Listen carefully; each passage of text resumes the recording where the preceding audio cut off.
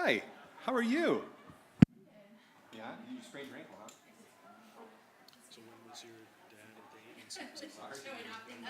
Yeah, it was there through the 80s. But, he was a rocket scientist at NASA. And so he was on the early space program. And then he grew up with like a housing project in Charleston, South Carolina. So he's sort of an American success story. He dropped out of high school, eventually went back, got an engineering degree, became a rocket scientist. And the CIA, he had a history in the military and stuff. So the CIA was shifting to missiles. So in the early 1960s, he went in and he never wanted to leave, really. And How are you? So he helped with the faking the movement, right? yeah, that was really good. Yeah. Should I type in NDA? No, he, SR-71 spy plane, he did some stuff to YouTube.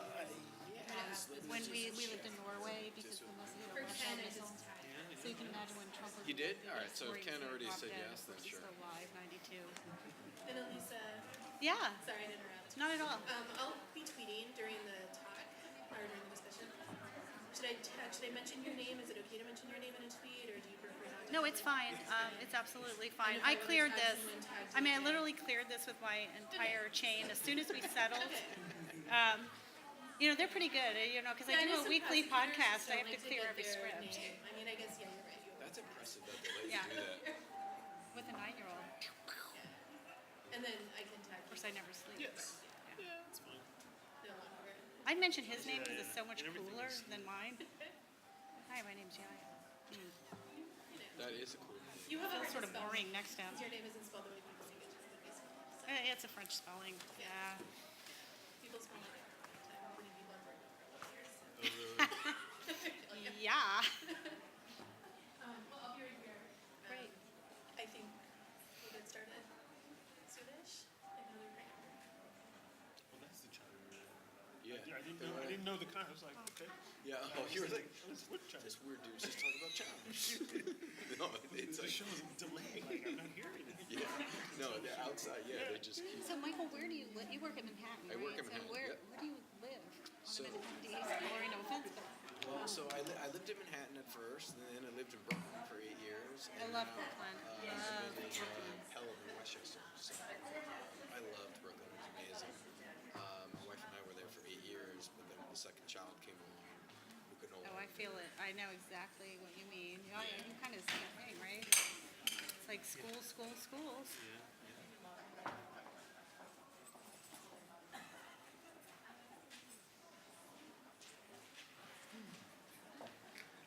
Okay, this is everybody. It takes the pressure off. I was like, yeah, well, we're now split. People might triple in. So. Why? Because there's nobody here. Yeah. Finish up their lunches, I guess. Or they're just going to come in when they feel like it, Yeah, which has been my experience with things in the past. So. No, yeah. Yeah, it's a really paid back. So you should totally do, you should do that meetup thing you were talking about. I mean, we're doing it informally with the lawyers. Oh, I would love to. Yeah. Seriously. It'd be cool. I know you said something about the women in blockchain stuff, but Them too. yeah, I mean, it's Mr. Rishikoff. I'm coming specifically for this panel. I am so glad you're Because you here. are running this, young lady. We're Do you showing know this- everyone? Have you met Yaya Fanusi? How you guys? Mike Sachs. Harvey is he's sort of the forever chair of the Advisory. Skolans. Here is Cynthia Ryan, the current. And she is the queen designate as well as Queen just the designate. queen now. So we have king and queen. But this is the national security group within the bar. It's the standing committee Like on our chair national security. emeritus. Chair Emeritus. It's like a chair emeritus. That was called chair forever or something. Chair emeritus. And you he's are- vice chair. He's the vice chair right now. Okay. And Jamie. And- Jamie here in a minute too. Yeah, and Cindy also totally cool. She's been a lot of things, but one of the coolest things to me personally is that the National Geospatial Intelligence Agency, she was the As a general counsel. for them, which We're is gonna go ahead and Got a lawyer. and before that DEA, so I've lawyer had, in space. and had a very fun career. you have, Pick like 3 questions at a time. and they are two forward to hearing nicest. most approachable people on the planet. Do you think? So it's 1:20 now? I mean, I don't want to take away from the panelists' chance to present, so it's up to you, whatever feels comfortable, but we're gonna probably go. What time do we end? Assume that we'll end about 10, 15 minutes after the projected time. So What's the projected time? 2? have the agenda. Okay.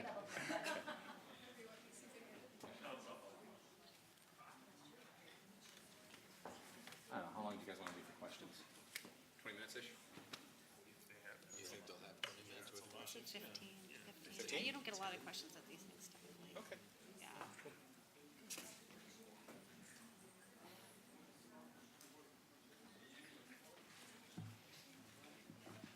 Well, we're live streaming, so they're not going to pick Yeah, but- here at this time. I mean, your sense that closer to 16, so if you went to 30. Okay, so around 2 o'clock. We'll go till 2, and then I'll stop and we'll do Q&A, and that'll be good enough. Perfect, all right.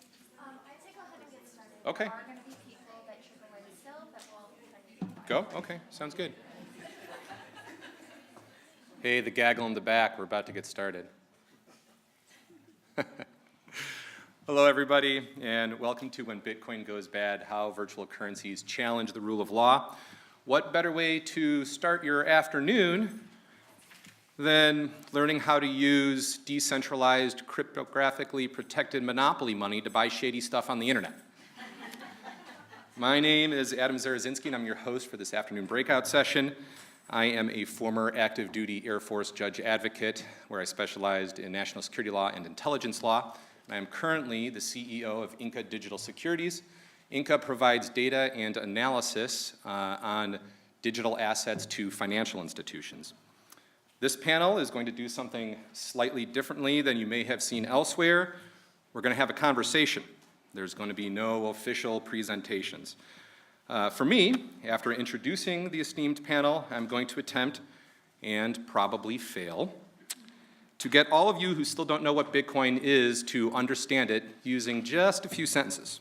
After that, we're going to dive in, explore the ways that virtual currencies challenge the rule of law, and offer up some solutions. First, let's go to the panel. Elisabeth Poteat is an attorney at the Department of Justice's National Security Division, presently focused on terrorists' use of the internet and cryptocurrency. She was the first fellow in residence at FinCEN, where she worked on cryptocurrency matters. She's been a federal prosecutor for over a decade, specializing in organized crime and money laundering. She has written several articles on developing attribution and cryptocurrency cases and is the writer, producer, and co-host of the podcast National Security Law Today. So be sure to check that out after we're done here.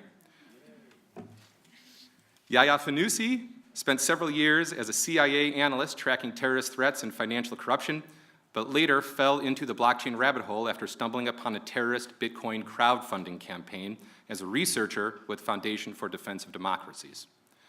Finally, Michael Sachs is the chief of the investigation division at the New York County District Attorney's Office, who supervises the office's Cybercrime Bureau, Counterterrorism Program, and white-collar crime practice. Michael joined the District Attorney's Office in 2005 and is currently an advisory board member on the National Domestic Communications Assistance Center. That's our panel. All right, now, on to Bitcoin. There are a lot of nuances, and I'm sure that for you that are in the industry, you have your favorite story on what Bitcoin is and how you can explain it. Do not crucify me, okay? My explanation here is just to set a baseline for the talk that we're going to be having today.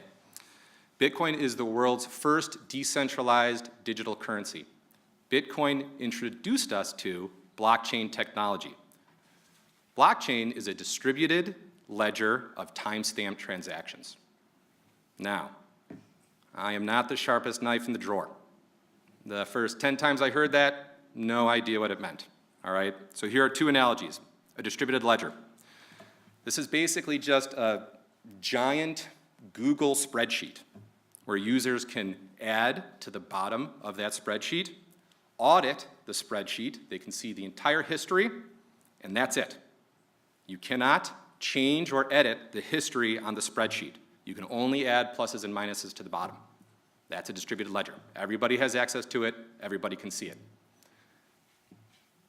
With Bitcoin, you can hold and transfer value over the internet without the help of any third party.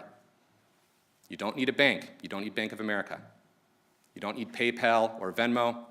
It's literally like you're pulling out your wallet with 10 bucks in it. You can send it to anybody else in the world who also has a wallet. No third parties involved. This is revolutionary. This technology, like new technologies, always present challenges. Bitcoin challenges our financial system. In particular, it challenges banks. It also challenges the rule of law. People can use digital assets to buy drugs and guns, avoid KYC AML rules, evade sanctions, fund terrorists. US regulatory and law enforcement agencies are both trying to catch up, but also trying to keep a light touch approach to foster the growth and expansion of the technology in legitimate ways. This dichotomy, this environment, is what our panelists here work on a daily basis. Okay, so with that, let's roll. I'm going to ask one question to kind of start the conversation, and I think this is going to be applicable to all three of you. So the question is, and this is probably the elephant in the room here, are terrorists using digital assets, cryptocurrency, to fund their operations? And in what ways do you see, what are the nuances that you see with cryptocurrency and trying to combat terrorist financing now as opposed to a decade ago? Elisa, why don't you start? Sure.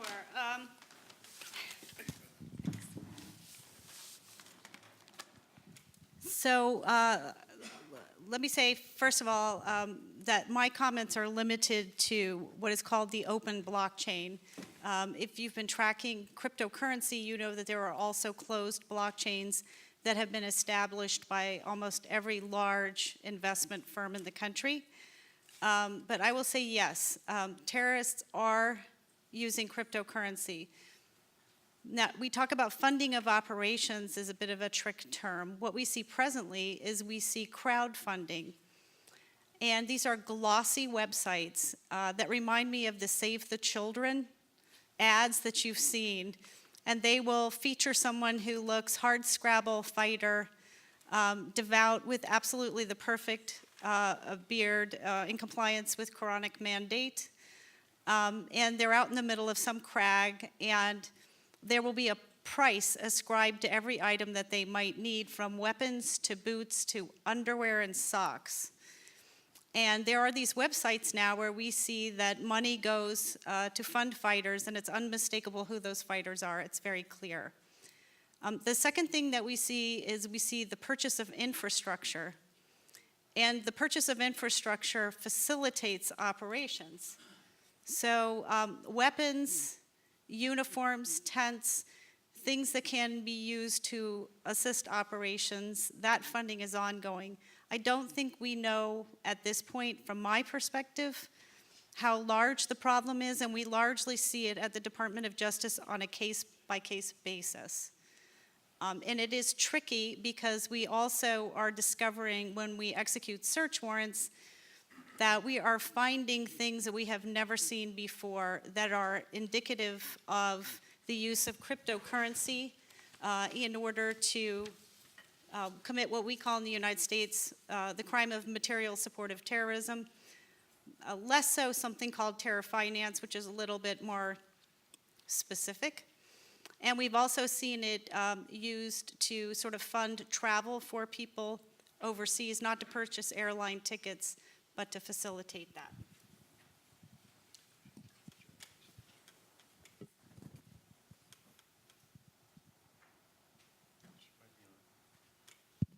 Oh, perfect. It's already on. So I'm a state prosecutor, and where we fit in is generally we offer support a lot to the national agencies that are conducting a lot of these investigations. We're a member of the Joint Terrorism Task Force in Manhattan, so we work closely with the FBI and NYPD in doing pretty sophisticated investigations into financing of terrorist groups or groups that might not be officially designated as a terrorist group, such as a type of charity in a particular location in the Middle East that at the very least is offering support on the ground to those groups. And on our side, what we see, we also have state charges for material support of terrorist activities, and generally it's the facilitation of travel of people over to join these groups, or it's requesting money so that they can purchase certain things in support of these groups. A lot of the times, though, it's basic things like clothes and things like that, but it could also be different types of technology or things that they're looking for.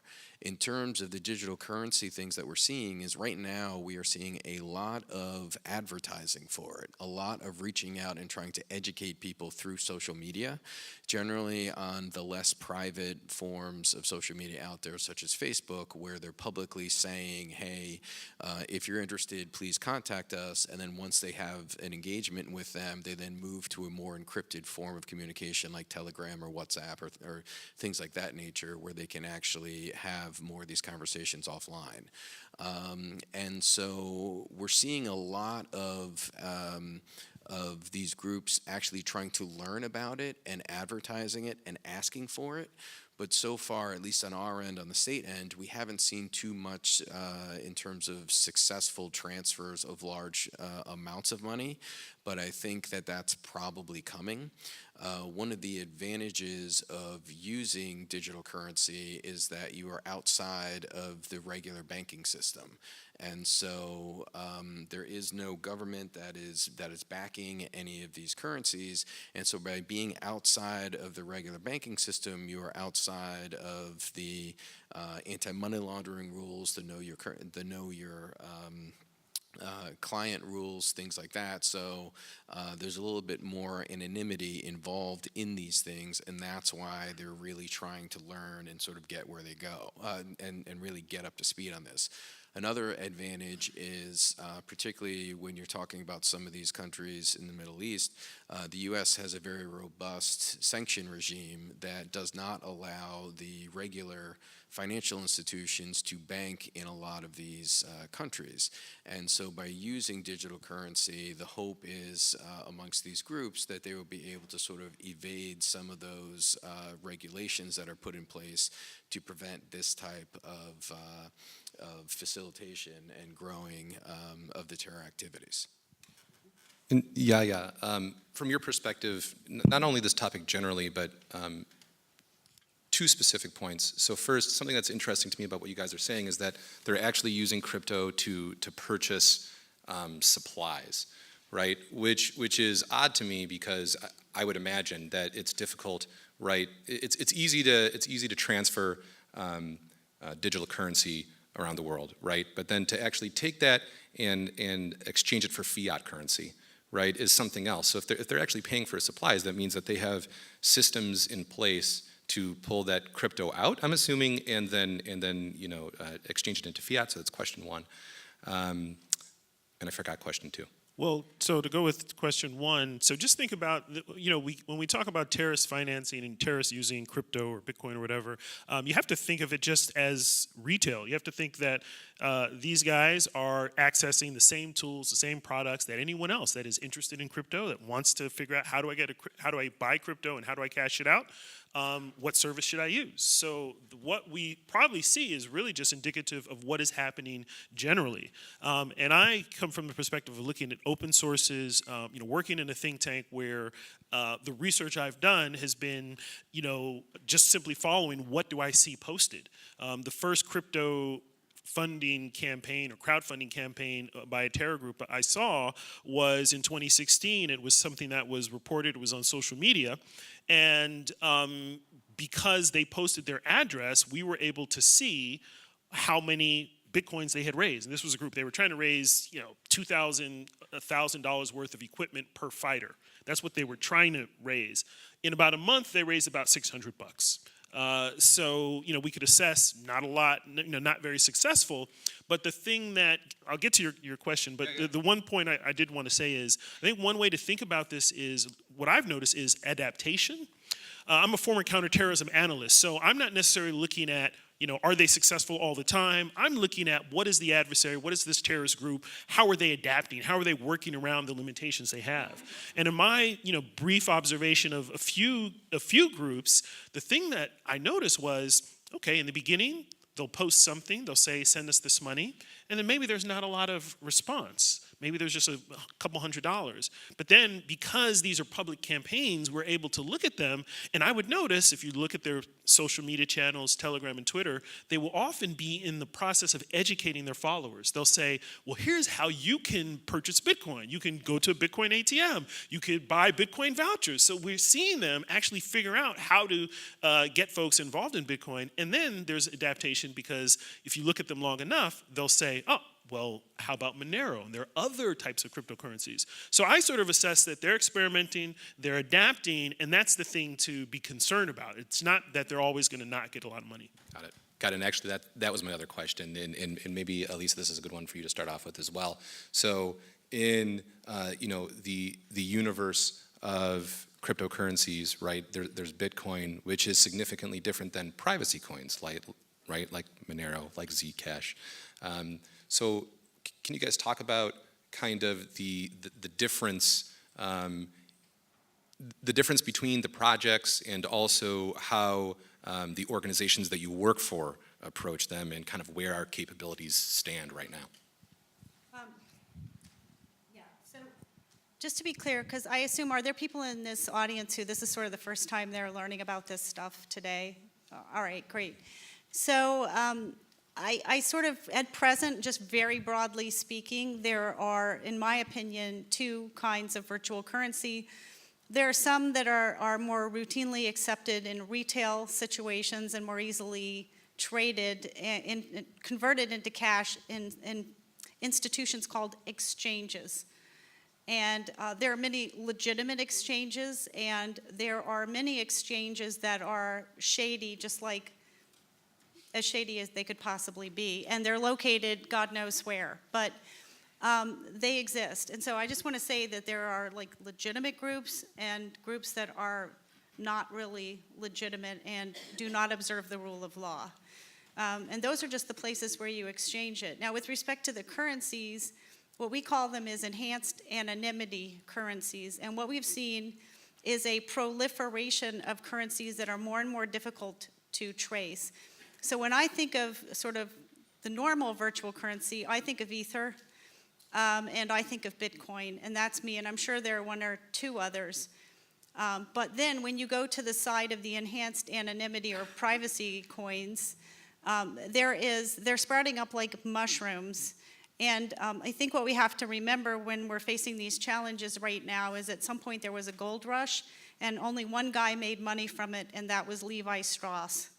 And there will be a winnowing, but at present, we're faced with the fact that people are now transferring Bitcoin, for example, into something like Monero or Zcash, which are harder to trace. And this is occurring through sometimes exchanges, but really largely through some things that we call them mixers and tumblers. And so that presents challenges. But those are everything is challenging with respect to virtual currencies and sort of how we see the different ones. But the way we overcome that is we rely on traditional law enforcement techniques. What are they buying? Where are they? Where is it going? We rely on clustering, which is a technique that we use to try to attribute, to develop attribution in cases. Somebody is always having something delivered to an address. We can always do search warrants within the domestic United States, or we can use mutual legal assistance treaties with foreign governments. And we can also serve money service businesses, which is what exchanges are under the FinCEN guidance. And I would encourage anybody who is interested in developing new rules in this to take a look at both the FinCEN guidance and the definition of money service business and its explanation, which is both in the criminal code, but it's also contained in the CFRs at 31 CFR 1010 in that chapter. So those things present challenges, but you have to remain steady and you have to do all the things that you normally would do.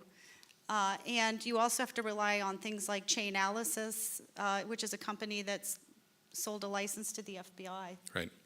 Michael, you look like you had something to say here too. Yeah. Yeah, so in terms of using just regular law enforcement techniques, really what we look for are, there's going to be points when you're getting digital currency, that digital currency is only worth something if you can trade it for money or if you can trade it for a good. Or a service. And so what we do is we look for those points when you're going to see it. And so we've mentioned these a little bit earlier, but I think it's worth sort of repeating. So the pressure points for law enforcement, we're going to look at exchanges. And exchanges are, they're generally receiving cash, or they're receiving cash for digital currency, or they're taking digital currency and exchanging it for cash. So that is a good place always to go. And depending upon where that company is set up, if it's set up in the U.S., then there are going to be certain rules that it needs to comply with according to FinCEN. And so we have a little bit more insight into what is going on at those locations. However, if that exchange is set up in Russia or in other countries where we don't have as much insight into, it's going to be hard for law enforcement to get information out of those locations. Another area that is used a lot on the street crime level are Bitcoin kiosks, which are basically ATMs that are set up to receive cash and send digital currency. Sometimes some ATMs you're able to actually cash out digital currency there as well. We're seeing a lot of those being used right now for narcotics transactions. Another way that you can convert digital currency is by using prepaid debit cards. What we've been seeing a lot of is that people will take the digital currency, they'll use that currency to fund a prepaid card. That carding now has funding on it, and they're able to then use that card at a regular ATM machine or to go and make purchases. And so when we see those types of things, those are the areas now where law enforcement will focus.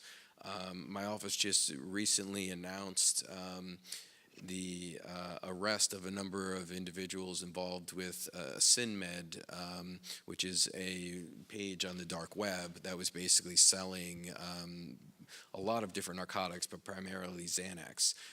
The case is still pending, so it's only allegations, but what we were doing with that investigation is basically we saw a lot of unusual ATM transactions that were reported because the money was high, because it looked like they were structuring in order to avoid certain requirements that they would have had to fill out otherwise.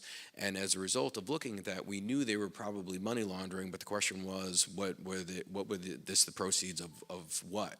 And so we started doing surveillance on these ATMs. We were able to identify the individuals, and from that found that they were actually selling Xanax pills that they were making inside inside of a garage. And it was all active, and they were selling it. They were selling thousands of pills daily. When we actually did the arrest, it was the largest seizure in New Jersey state history, with over 600,000 pills of counterfeit Xanax being seized. That was all being sold through the dark web, through digital currency. And again, it was the doing surveillance and seeing where these people were with the ATMs that actually led us to this whole larger investigation. So there are things that law enforcement can do, but as Elisa mentioned earlier, the name of the game for us in law enforcement always is attribution.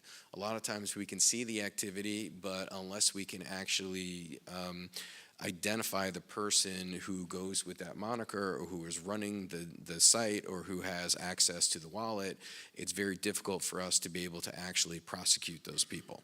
And can I add on to an exclamation point to that? The ATMs, were these regular ATMs or the Bitcoin ATMs? Or so it was two ways, but the ones when we first came onto this, it was actually regular ATMs. And they count as MSBs too, right? Well, a Bitcoin. So the point about Bitcoin ATMs, we did an experiment with our think tank. I have every semester I have interns who help with my research, and I wanted to figure out practically how, if I really wanted to stay anonymous and I knew nothing about Bitcoin, how could I get it? Like right here in DC.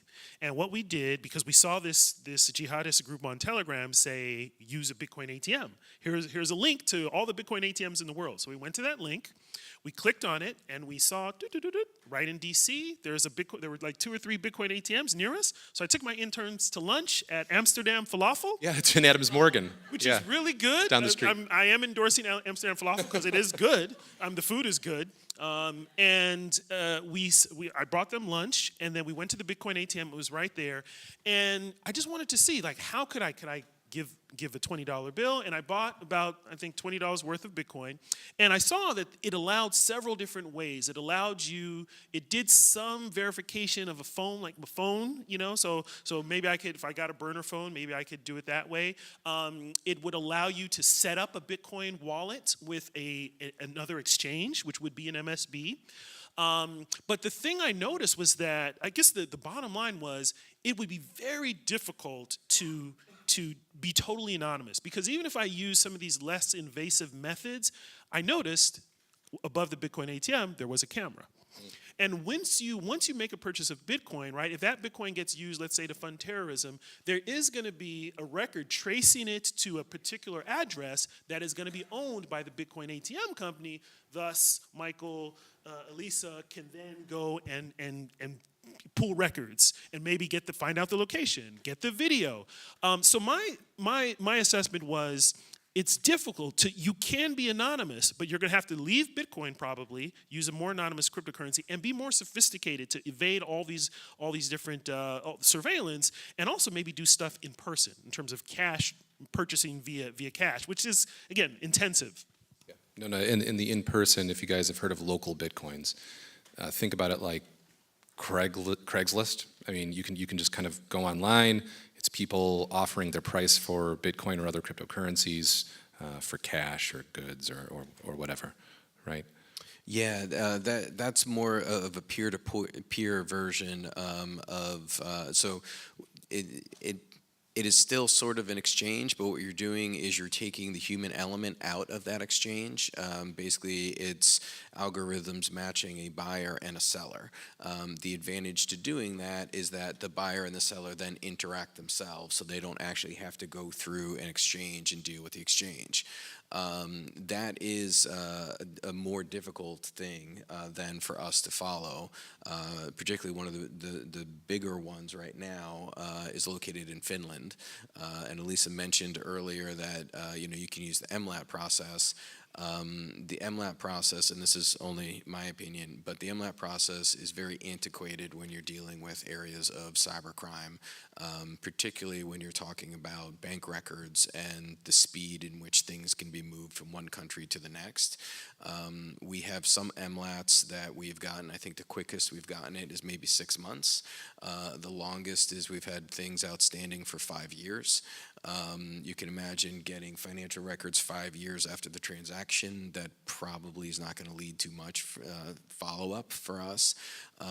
And so I think it's an area where a lot of people are talking about ways to sort of increase the speed of this.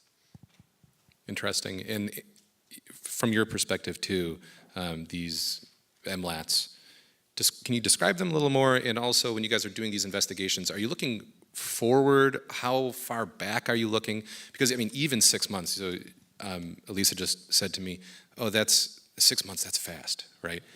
In 6 months, in crypto, that's an eternity. It's like a Things century. change on a dime, right? There's new technology coming out every day, advancements in privacy coins like Zcash and Monero. So how are you guys balancing? How are you balancing that? So it's always a struggle. Let me say this. Yes, the MLAT process has to be used now, and there's one reason why it's being used more. And I think probably anybody in this room who is practicing international law knows that we have to deal with the general data protection regulations. And derogation 42 does make some exceptions for collecting information, data on European persons. However, and some guidance has come out, it's still a challenge because the discourse at the time that that derogation was discussed talked about things like pandemics. They didn't talk about things like an imminent terrorist attack. And so what we find is that for whatever reason, and maybe it's the nature of ISIS, maybe it's just what Europe is struggling with right now in terms of a sort of underemployed and disenfranchised, but probably fairly highly, frankly, intelligent group of young people who seem to be very attracted to this stuff. A large number of people on one side of these transactions are European persons. So under GDPR, when that happens, and we serve an exchange house here because we want to develop attribution for a transaction, we've often been told, go get an MLAT. And there are countries where that is, that works fast. And then there are countries where I don't know where it goes, but there's some vortex where the document gets sucked down, and it only reemerges years later when you've given up, exasperated. And that does happen. So I do want to say that if I could say one thing that I think would be helpful, would be that when you're talking about a virtual currency transaction, which has a reconciliation period of, what would you say, less than 10 minutes, right? Right, yep.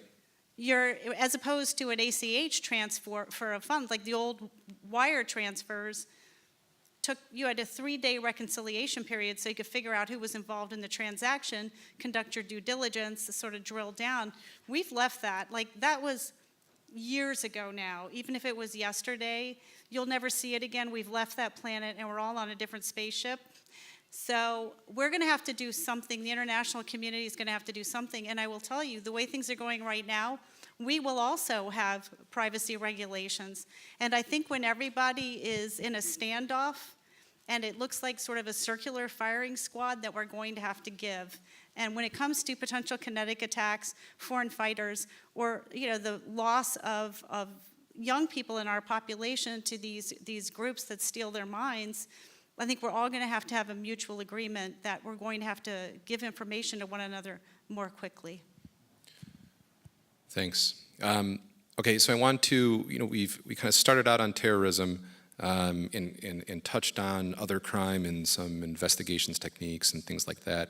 I want to pivot. We have 8 minutes before we're going to move to questions. Let's talk about sanctions evasion. So Yaya, start us off.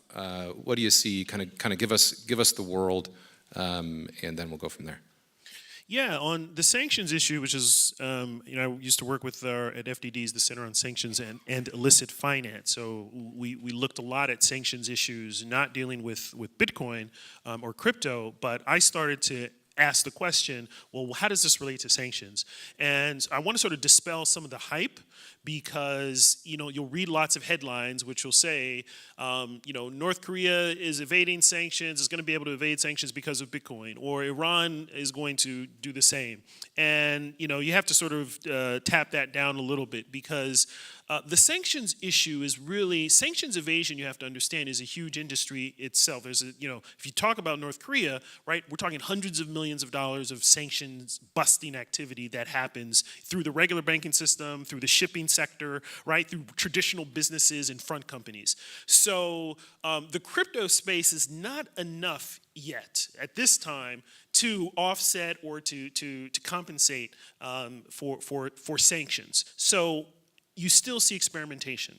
So I would put the sanctions evasion question into more of a long-term issue. In fact, all of this stuff, I sort of break it down into short-term, which is much of what we're talking about, how bad guys are using crypto and how we're going after them. Then there's what's happening on the horizon with privacy coins and newer innovations. And then the longest term is this question: what will happen to U.S. sanctions power if some of these systems scale? And if, let's say, Iran or Russia, right, countries which are investing in blockchain systems, trying to create their own cryptocurrency, we saw a glimpse of it with Venezuela, try to create this sort of wacky cryptocurrency, which really wasn't worth anything, but it was an attempt to say, okay, we're going to go outside of U.S. financial power.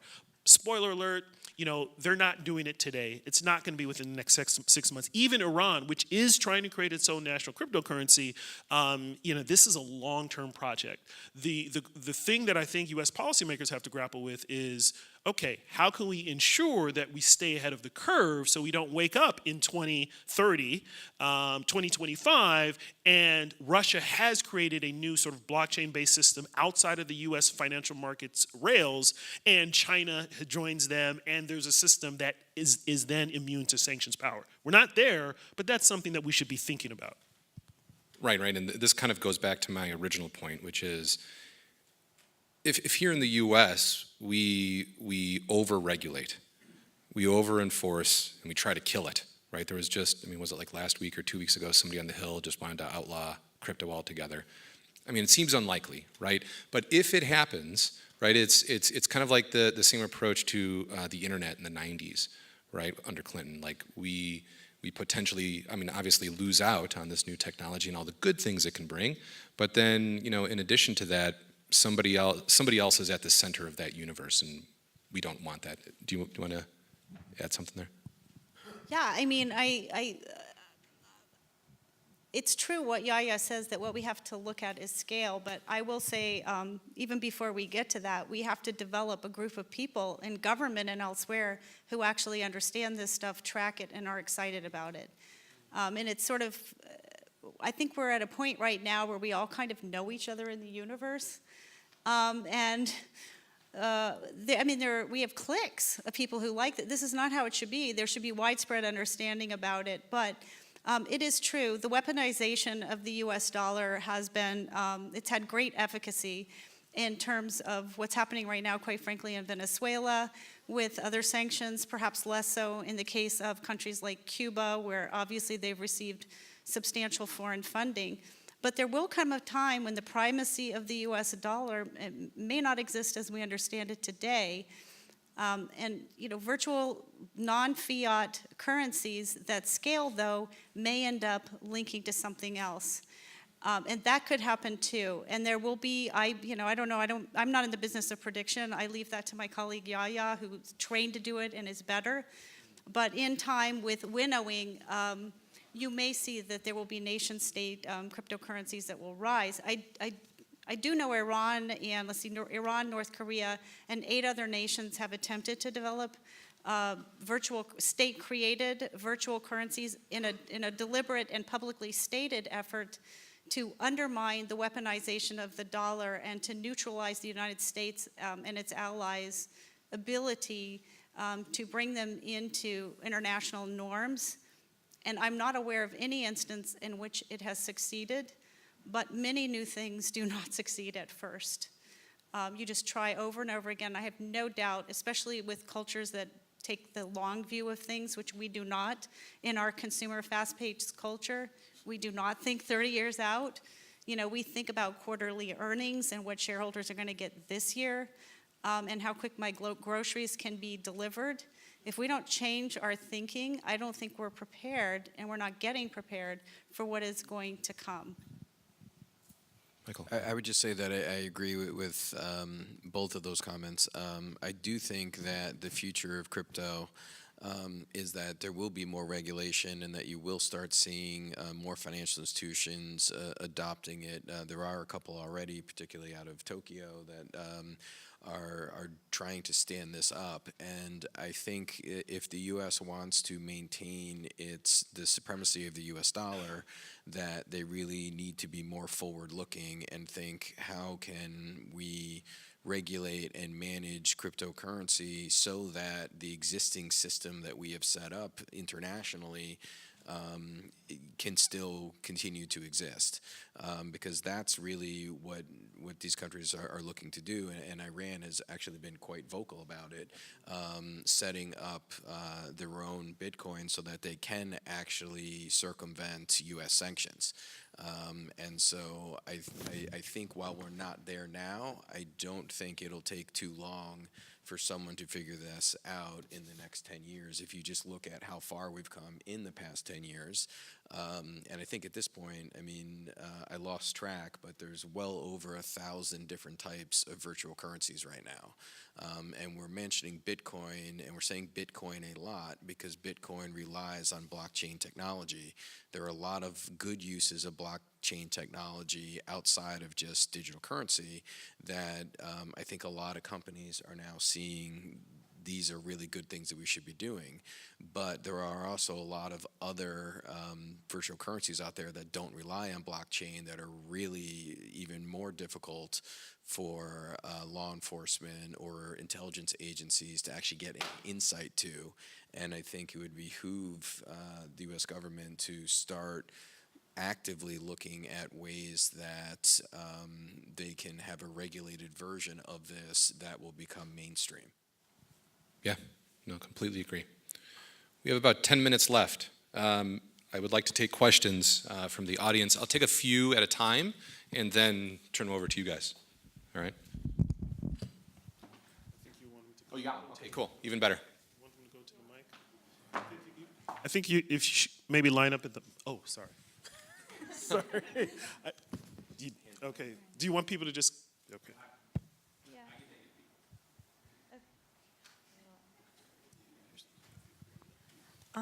My question is about international cooperation and regulation on international basis, because if Bitcoin and cryptocurrencies became more prevalent, then what would be the role of international financial infrastructure, in particular IMF?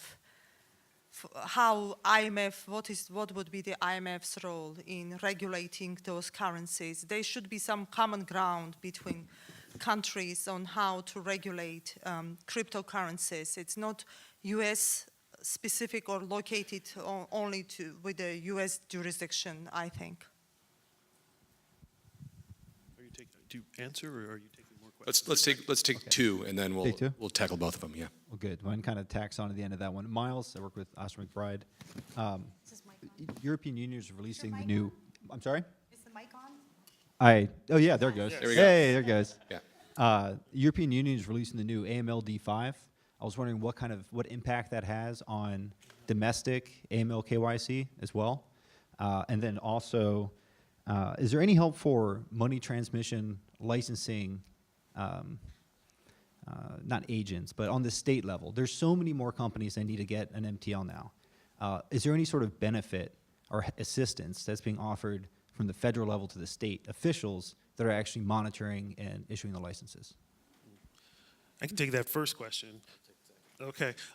So yes, we're in the midst of actually watching the international community try to grapple with getting global standards. The Financial Action Task Force, which is this global intergovernment body, which basically sets the standards for anti-money laundering and counter-terrorist financing around the world. They met recently and have proposed new language that basically says every country is going to have to regulate its virtual asset sector. That's what they're calling it.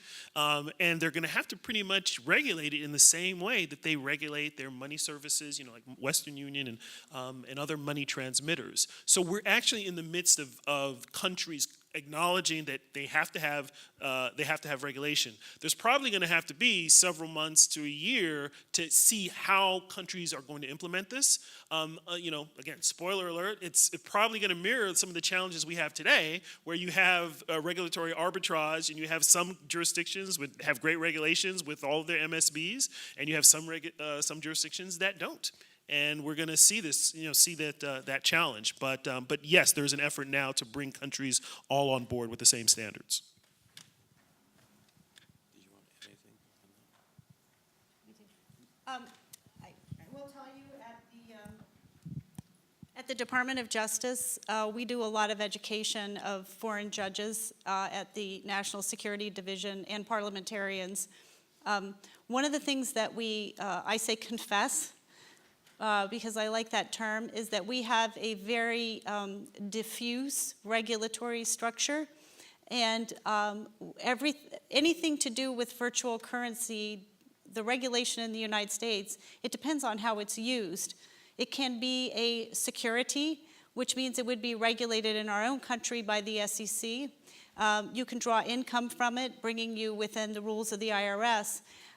It can be a future that would be under the regulatory authority of the Commodities Futures Trading Commission, and so on. And one of the things that we emphasize in our engagement with foreign partners is that it's not one thing at all. That is a misunderstanding. It depends on how it functions. And one, and two, we emphasize, and I would personally emphasize, that there is no substitute for understanding the algorithm and how it functions, and there is no substitute for reading materials that help you to understand, at least in the criminal context, before any regulation is undertaken, exactly how it works. And I have two recommendations on that score, and I brought them today for this reason. One is there are primers available on this topic. One of them I think is particularly excellent, which is Bitcoin. It's just written by, who wrote this? Jerry, right? Jerry Brito. Jerry Brito is the founder Second, of Coin right. Center. And for the first time that I have ever seen in my time looking at this stuff for almost a decade, there is actually a guide to developing attribution and doing forensic work. And remarkably, it was brought to my attention by a cyber person in the National Security Division, but it's called Investigating Cryptocurrencies. And when I looked at it, I felt as if it was the one thing I had been looking for many, many years. And I've already discovered that many of the foreign partners have begun to look at it to develop their understanding before beginning to undertake any regulations whatsoever. Yeah, Michael, you want to do Miles's question? So then on to question two. So there is definitely a role for the various states to play within regulating the cryptocurrency. And there are a number of states that have attempted to. I will say that even without the states regulating it, FinCEN has issued a lot of guidance in this area, and so that the companies that are involved with it should also be abiding by all of sort of FinCEN's regulations. Specifically as to New York State, the New York State Department of Financial Services issued something a number of years ago called the BIT license. And with the BIT license, it requires companies that want to do business in New York, so some of the exchanges such as Coinbase and Gemini and things like that, they needed to apply to DFS, and they needed to say, they needed to agree that they would keep certain amount of records about the customers that were trying to use it and transaction data and things like that. From a prosecutor's perspective, I think the BIT license was a good thing. However, the way that it came to be from DFS, there aren't any criminal penalties associated with it. So, for instance, if you are an ethical company and you are going and you're getting a license and you're doing work in New York, that's great. But there's a whole bunch of other companies, particularly right now, we're doing a lot of looking at Bitcoin ATMs that are unlicensed, that did not get the BIT license and are not doing the KYC things that would be required had they had the license. And in fact, in certain times, we've seen they're actually advertising to people saying, hey, if you need to get digital currency and you don't want the government to know your face or your phone number or your email account, then this is the ATM to use for you. And so I think even on the state level, there needs to be legislation passed to actually fill in that hole. One other area, just again, because I'm from New York, one other area where we have an issue is that FinCEN has very clearly said that digital currency should be treated as currency. New York State has not taken that step so far.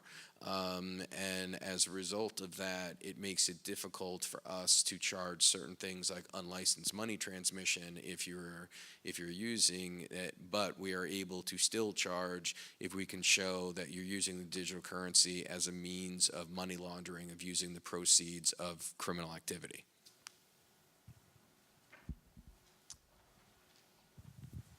Is there an actual Bitcoin? I've seen pictures. It has a B on it and like a dollar sign.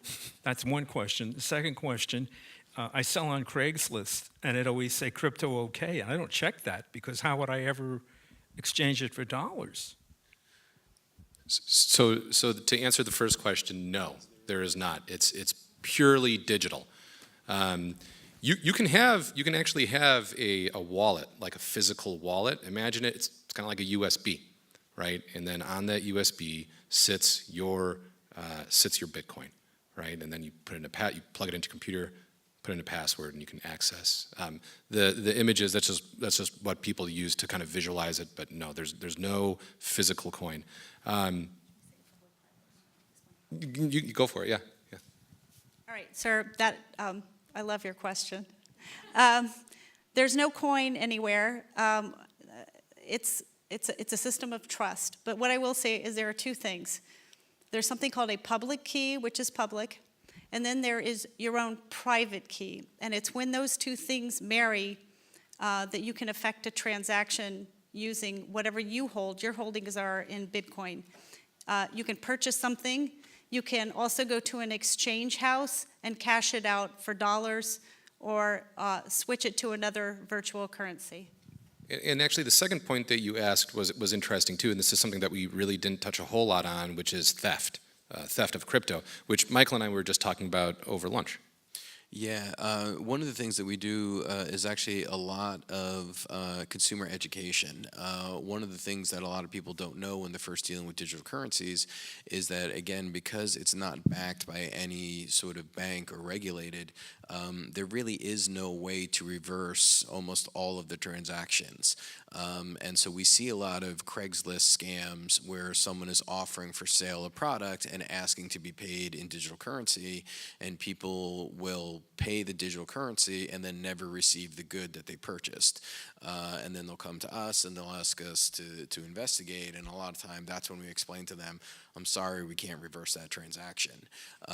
If it is Bitcoin that's actually being used, because they're using blockchain technology, a lot of times we can actually try and follow that to an end, but the people that are committing these types of frauds have gotten really smart, and rather than having one wallet where all the people that they've scammed are paying into, they will set up individual wallets that are one-off, that are used per individual victim, which makes it a lot more difficult for us to try and find.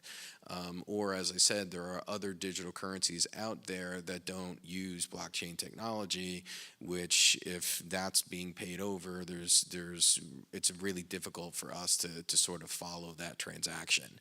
But we see digital currency being used in all sorts of different crimes, from theft. There's a lot of initial coin offerings that we see where people throw the name, blockchain or digital currency or virtual currency on the end of anything, and people will invest in it, and only to find out that there is no actual digital currency at the end of the day.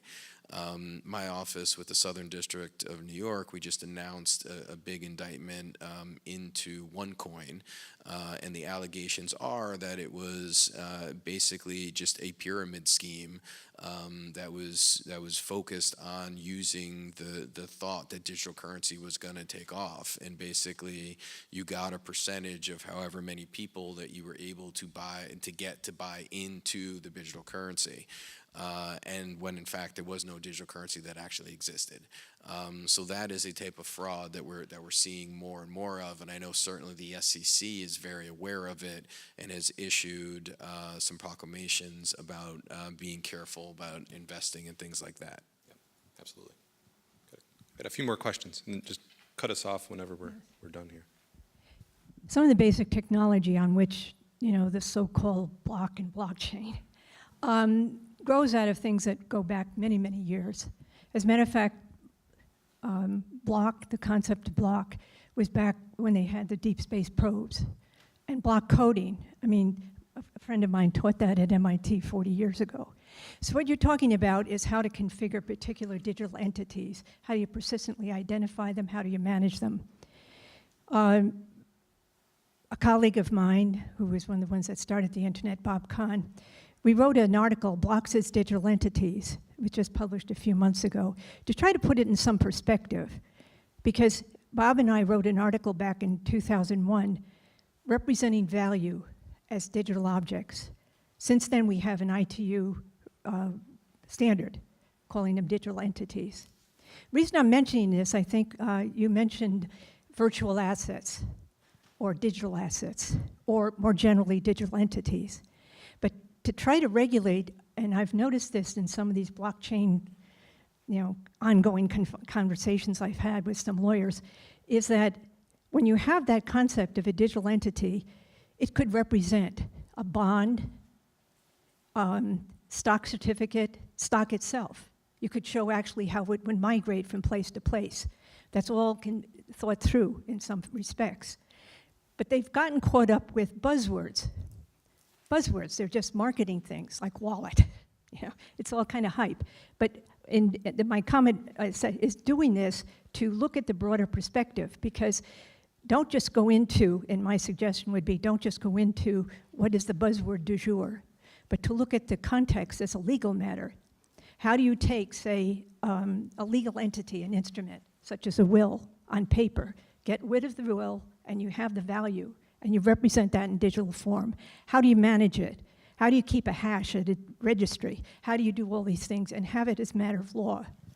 So there's a lot of legal things that haven't caught up to what they call at UNCITRAL the dematerialization of instruments of a legal nature. So that's why I appreciate when you mention that, because that's the larger context. Instead of rushing to positive law right now or some treaties, to step back and perhaps think of the larger concepts. Yep, thank you, and I just, let me say one thing and then, well, no, you go for it.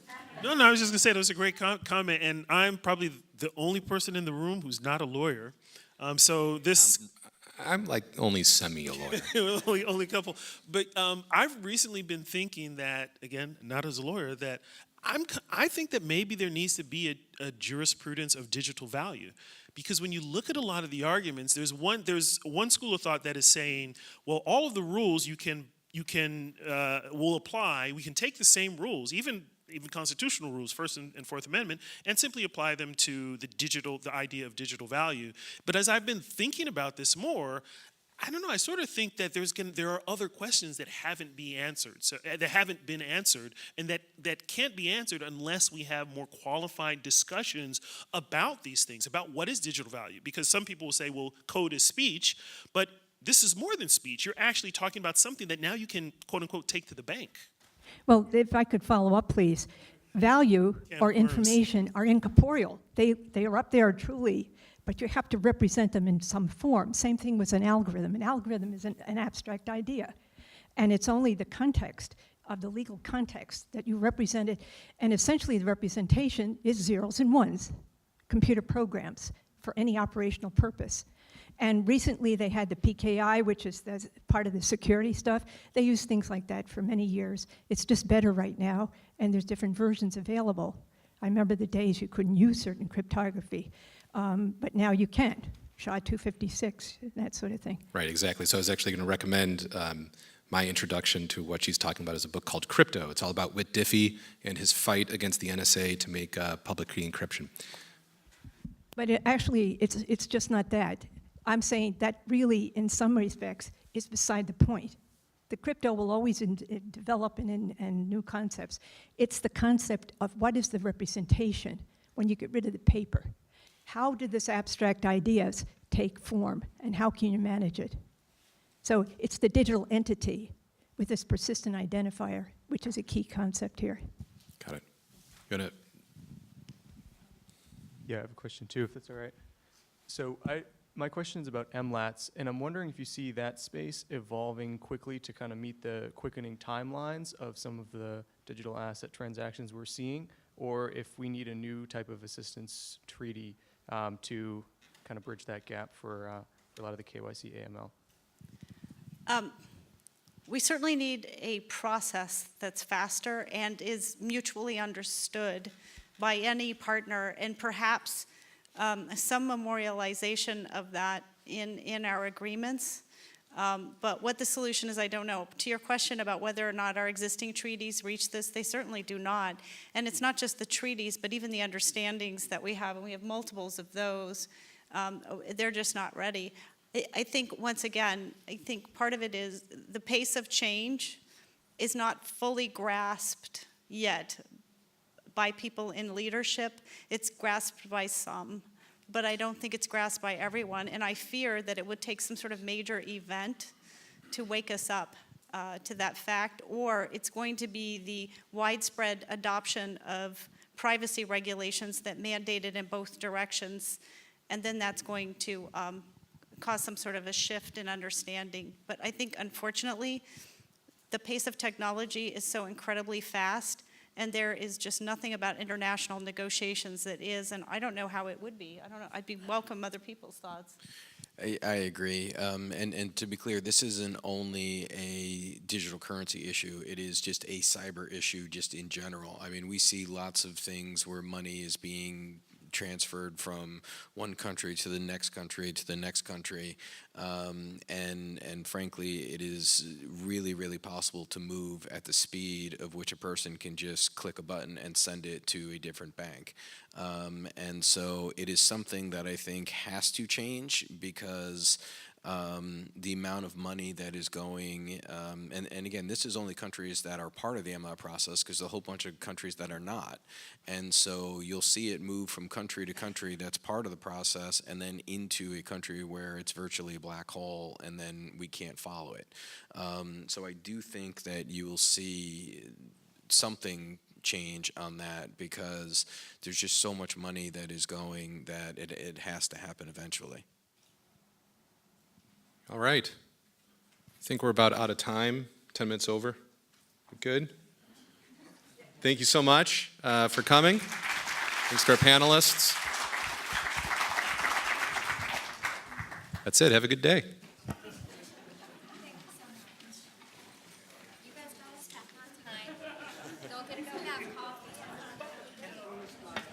I think I've got most of it. But Yeah.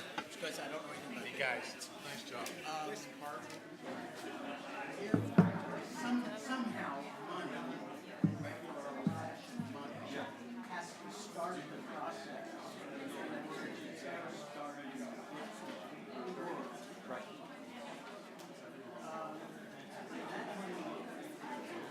And that has to be something.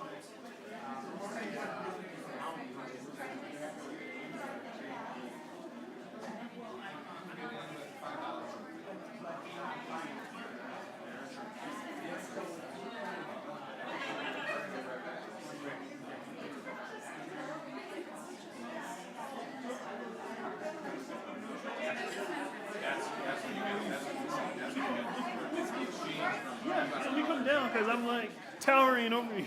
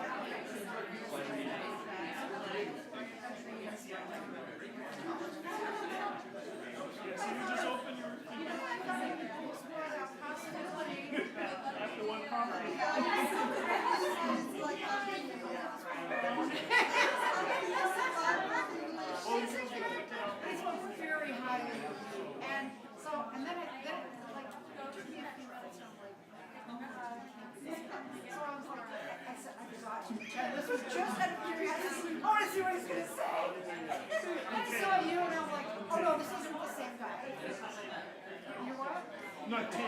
You're Ting. Compared. Oh, yeah. Compared to. So you're Was it good? Yeah. Yeah, but we have different middle names, so it's because Yaya was my name, and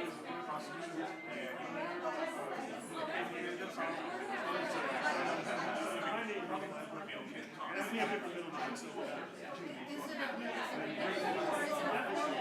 Yaya, so it was his nickname. And then it became my first name, but Yaya from West Africa for happy, which is like, long story, Arabic is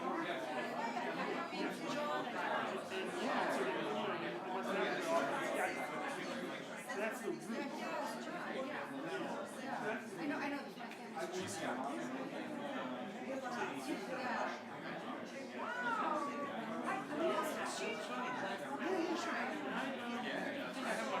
My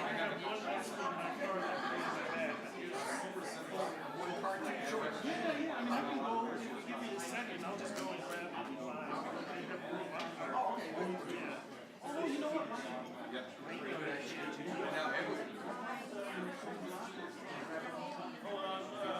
Icon. Icon, heard of it. Yeah. I can send it to you. We're good to go.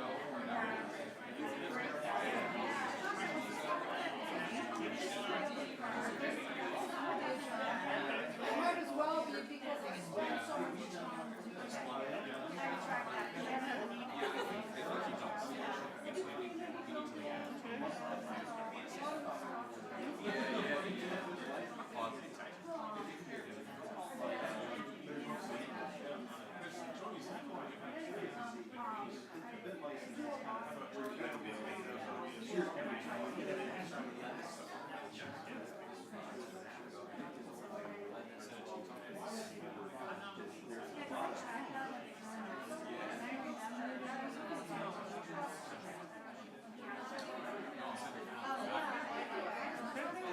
I'll share my name with my wife, your name with my wife, who's also Fatima. Oh, is she?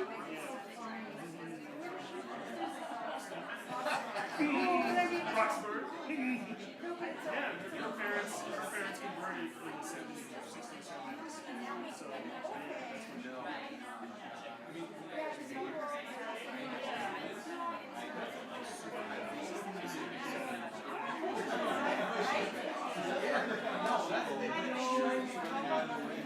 I'm like, nope.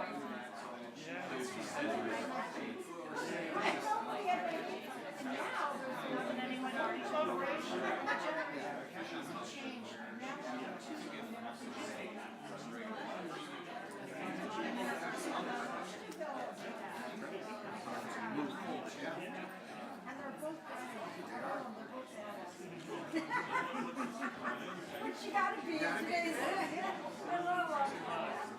All right, well, it is such a wonderful pleasure to meet you. If I see your dad, I'll tell him I met you. I'm like, wow. Well, you did something right. I'll tell him that. and my sister too. And there's this. I'm Mike Klaus. So I'll take one of your cards. I'll give you one mine. Okay, shall I follow now? Come back here.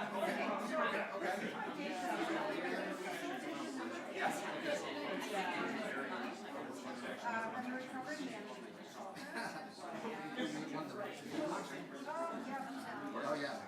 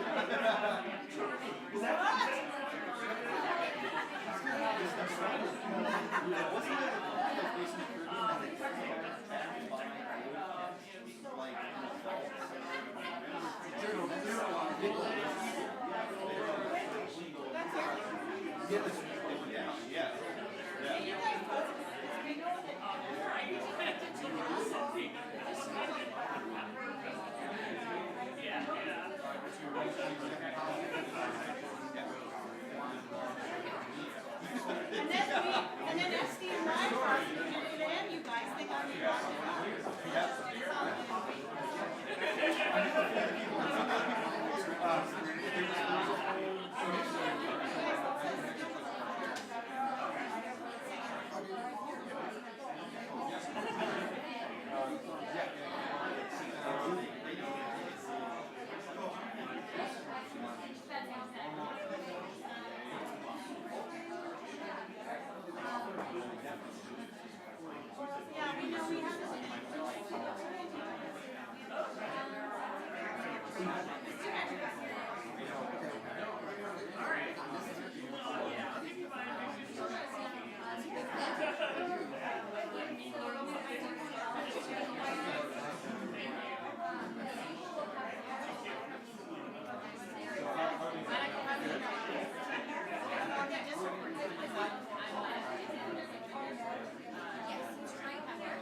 And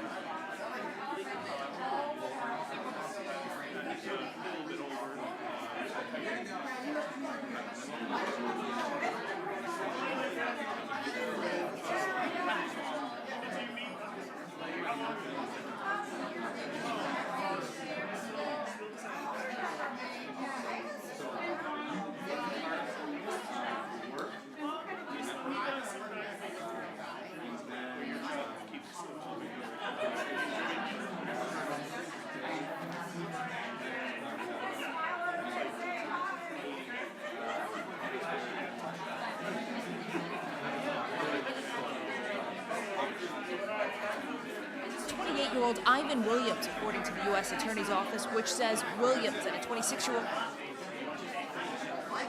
both from Hyattsville trafficked 3 underage girls through Atlanta, Georgia, Maryland.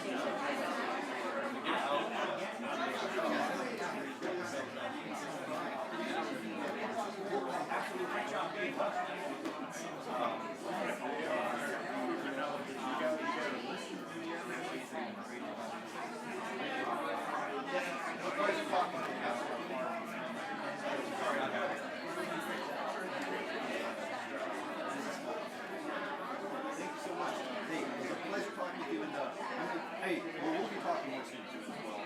But we might have some talking going down the line, going over applying for some of this licensing work. So it's a pleasure finding you to put a face on the name.